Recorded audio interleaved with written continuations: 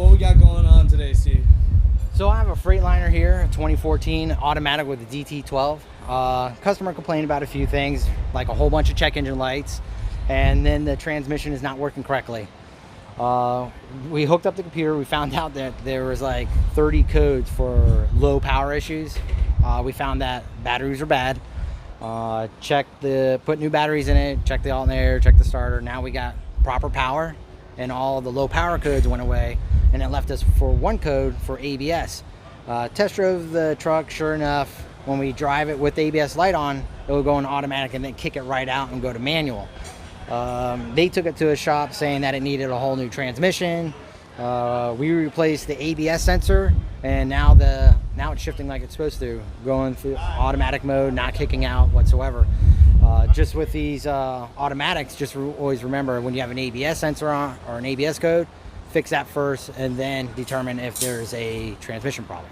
Damn. Especially with these, because I mean, we're only out $34 for a sensor and an hour for installing, compared to a transmission that would be $13,000, and then driving around just to find out it's not working because an ABS sensor is going to kick that one out too. Damn. Okay, so, for us non-mechanics here, if we're driving on automatic, right, and it just starts, what is it doing exactly? So he's driving, and then it would go from automatic to manual, and then you'll see actually an ABS light on your dash. Really? And when you say go to manual, what does that look like? So on the dash, you'll see it as it jumps, and it'll have an A for automatic, and then all of a sudden you'll see it go to M, and then you'll also notice that your motor's just revving up and staying in one gear until you hit the paddle. Now you can still drive the truck in manual mode. You just have to use the paddle to shift the truck up, for upshifting, down for downshifting. Then you get to the shop, but you can still deliver your load. You can still do everything you need to do, and then get to the shop, do the repair, and then it'll switch back to automatic. Damn, and the dealership thought it was a transmission. Well, it wasn't a dealership. This one was actually done at another shop. You just got to be careful. Again, this is where I say develop the relationship, ask questions about, hey, what do you know about automatics? And sometimes you may need to have that, like you said, you have me as your mechanic. I can answer these questions, and we've already seen it. But if you have a mechanic who's only been doing it for a few years, he may not have enough knowledge under his belt yet. Damn, I can't believe. So if he would have went through that shop, that could have cost him $13,000 for a new transmission. Just to find out it's still doing the same thing until you fix the ABS. Wouldn't that piss you the hell off? Oh, for me as an owner-operator, hell yeah. And not only that, everybody wants that comfortability when they go to a shop that they know as much as they know to fix your truck. Some people just can't admit that they have, like we have things that we're not good at, and we got to work on certain things. What's your weaknesses and what's your strengths?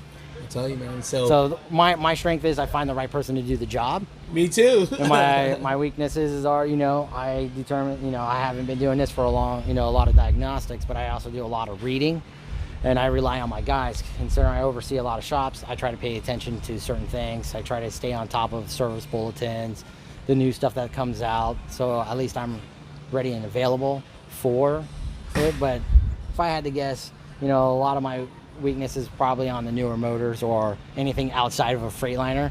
I'm not, it's just a different, same kind of animal, but maybe a different flow of things, like your fuel, your coolant, the way things are, they have a different acronym for it.